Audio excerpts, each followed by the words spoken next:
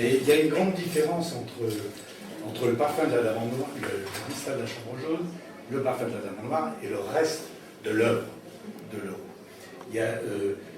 C'est tellement marqué par le mystère de la Chambre jaune et par le parfum de la Dame en Noir que la majorité des gens ne connaissent même pas le reste. Ils ne savent même pas que ça existe. Seuls les gens qui connaissent un peu Leroux le savent. Alors moi, c'est très simple, j'avais 20 ans, 22 ans, j'avais fait déjà 2 feuilletons à la télévision française, c'était à l'époque la télévision française. J'avais fait Bastoche et Charles Auguste et La Belle et son fantôme, qui étaient des feuilletons très célèbres. D'ailleurs, il y en a un des deux qui repasse sur une chaîne en ce moment, sur du câble. Et j'ai eu la chance de rencontrer Gaston Leroux. Pas père, mais fils. Parce que je connaissais bien Pierre Lazareff, et Gaston Leroux travaillait à François. Il faisait une bande dessinée tous les jours qui s'appelait Chéri Lily. Et qu'il signait, Gaston Leroux, c'était lui qui écrivait, et un dessinateur qui faisait cette bande. Ça a duré des années avant François. Donc j'ai fait sa connaissance, et il ressemblait beaucoup au père. Hein. C'était le portrait, je parle physiquement du père, puisque j'avais vu des photos, des images du père, etc. Et on est devenu très vite copains. C'est-à-dire que moi j'avais lu ça, et je trouvais que c'était... Moi j'avais un problème d'acteur. Hein. Je cherchais des choses que je pouvais jouer.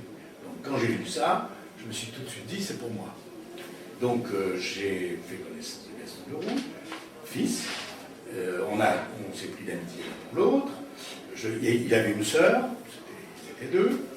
Et je lui dis très vite que j'avais l'intention de faire Rouletabille à la télévision. Donc, quoi faire comme Rouletabille, c'est le mystère de la Chambre jaune, le parfum de la Dame en Noir, un derrière, et puis 2, puis 3, puis 5, puis 6. C'était ça l'idée. Il faut vous dire quand même que les producteurs français ne sont pas très très fut-fut. Je vous le dis comme ça. Et à l'époque, ils étaient encore moins fut-fut qu'aujourd'hui.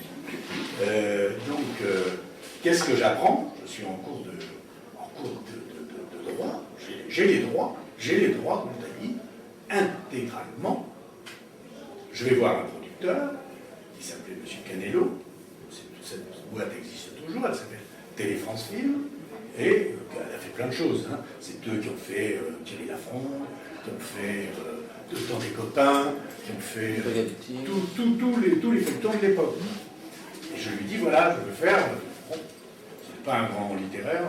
Canello, mais c'est un homme d'affaires. Donc, très bien, il me dit, oui, c'est bien, on va faire ça, etc. Bon, qu'est-ce que vous voulez? Je dis, je veux jouer le rôle. Hein. Voilà, moi j'ai le droit, je veux jouer le rôle. Très bien, bon, on commence à écrire, et puis d'un seul coup, la télévision française, c'est pour ça que je dis qu'ils étaient vraiment trafiqués, avait décidé de donner à un monsieur qui s'appelait Jean Kergebron, qui était un réalisateur, les droits, pas les droits. Monsieur Kergebron s'était mis dans la tête de faire le mystère de la Chambre jaune. Et il avait engagé un acteur déjà, avec qui il avait parlé, qui était un acteur qui avait avoir 5-6 ans de plus que moi, qui était Claude Brasseur. Donc il dit à Claude Brasseur, est-ce que tu veux faire le mystère de la Chambre jaune? Oui, d'accord, hop, j'apprends que d'un seul coup, Kergebron dans mon dos monte ça. À l'époque, si vous voulez, les réalisateurs de la télévision française, donc Kergebron appartenait à la télévision, Lorenzi, Bluval, c'était les papes de la chaîne. Et on me dit très vite, voilà, il faut que tu acceptes qu'il fasse la Chambre jaune, le mystère de la Chambre jaune, et toi tu fais les autres. Alors là, je dis, mais c'est invraisemblable, puisque le parfum de la Dame en Noir, c'est la suite de ce mystère de la Chambre jaune. Donc vous allez avoir quoi? Vous allez avoir la même histoire, avec les mêmes personnages, créés par 2 acteurs différents, avec des gens différents. Oh, ça fait rien, pas grave, n'importe quoi. Et ils se lancent. Donc moi, je voulais absolument faire Rouletabille. Je dis, bon, j'ai accepté, à l'époque, j'avais 22 ans. Je ne pense pas que je le ferai aujourd'hui. Je ne pense pas que j'accepterai aujourd'hui, parce que l'un sans l'autre, ça ne veut rien dire. Donc, très bien, on les laisse faire le tournage avec Brasseur. Moi, on prend un auteur qui s'appelait Jean-Charles Lagneau. Non, pas Jean-Charles Lagneau, un autre garçon qui écrit du feuilleton, parce que l'autre, c'était une dramatique. Hein. C'était pas du feuilleton. C'était en 2 parties, c'est-à-dire une dramatique, comme on disait à l'époque, une dramatique en 2 parties. que vous avez pu Donc, passer par des épisodes de 20 minutes, c'est ça, je crois? Oui, c'était des épisodes de 20 minutes. Donc, le truc, je ne sais plus, parce que là, bon, je parle quand même d'un truc il y a 50 ans, moi. Je ne me souviens pas de tout. Hein. Mais le truc sort, a du succès avec Claude Brasseur. Et puis nous, on écrit. Telle France, qui est devenue Telle France, fait des feuilletons. Et on engage un type qui s'appelle Yves Boisset, qui est devenu depuis assez célèbre, puisque c'est lui qui a réalisé La Chambre jaune, et qui aurait très bien fait le Parfum de Madame Noire, qui aurait très bien fait le premier. On engage 2 autres réalisateurs pour faire les autres feuilletons, et on tourne.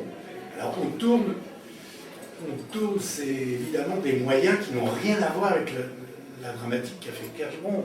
C'est avec des moyens tout petits, différents. C'est-à-dire que c'est fait un peu, comment expliquer? Il y a eu une invention du diable qui s'appelle le transflex. Alors, je me mets devant... je ne tourne jamais dans des endroits. Ce sont des photos qui sont derrière moi et je fais un truc, une invention du diable. Et je fais, surtout pour le premier, pour la chambre, pour le Parfum de la Dame Noire. On trouve un endroit génial où on a tourné Les Vikings, qui est un château en Bretagne. Et ça, c'était formidable. On tourne. Et puis, je ne sais pas comment ça se passe. Il lance le premier truc, ça fait un malheur. Hein. Moi, je ne peux plus sortir dans la rue. Ça passe tous les soirs. Hein. Il n'y a qu'une chaîne. Donc, vous imaginez ce que ça a été. Quand on voit aujourd'hui les gens qui font des feuilletons, les gens ils ont tellement l'occasion de les voir qu'ils ne font plus attention. Mais là, c'est une chaîne. C'est-à-dire que vous sortez sur le trottoir ou vous allez dans le métro. Est-ce que c'est vrai qu'on vous a pris pour Rouletabille avant que vous interprétiez le rôle? Non? Non, je crois pas. J'ai lu ça dans un Ah oui, c'est possible. Donc, je tourne ça fait un malheur, tout, et puis moi, qu'est-ce que je fais? Évidemment, je veux faire Les Étrangers de Rouletabille, je veux faire Rouletabille chez Krug, je veux faire Le Château Noir, qui sont des bouquins beaucoup plus, enfin, pas beaucoup plus forts, parce que ça, c'est unique, La Chambre jaune et Parfum de la Dame Noire.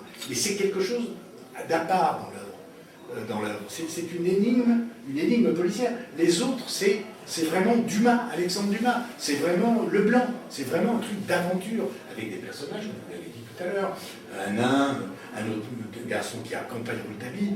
Et c'est très violent, très violent. Les Étrangers de Rouletabille, c'est vraiment un truc formidable, mais c'est pas du tout de la...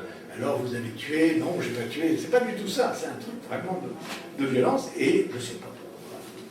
Peut-être par la frilosité du producteur, on n'a jamais pu faire de la suite, parce que ça demandait des moyens quand même un peu plus forts que ça, parce que ça c'est des décors, encore une fois, c'est des décors. Même le deuxième, Le Parfum de la Dame Noire, on a tourné en extérieur, bon, c'était pas, on a tourné peut-être 10 jours sur les 2 mois pendant lesquels on a fait ça.